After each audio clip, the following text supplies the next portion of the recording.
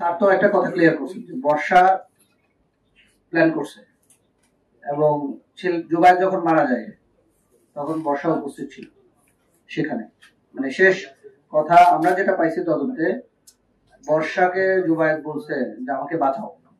এখন পর্যন্ত তদন্তে যতটুকু পাইছে, বর্ষা বলছে তুমি না শুনলে আমি মায়ের হব না, এই টাইপের একটা ইয়া ছিল।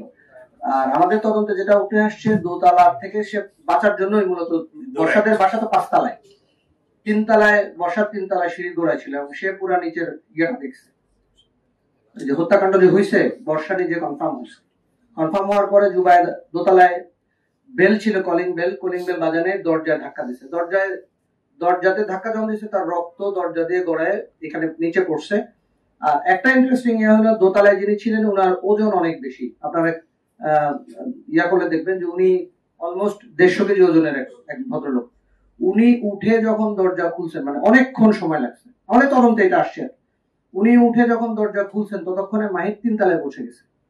দোতলায় ধাক্কা ধাক্কা 3 তলায় পৌঁছানোর পরে সে ইয়াকে পাইছে, বর্ষাকে পাইছে। ওইখানে এসে বর্ষাকে বলছেন আমাকে বাঁচাও।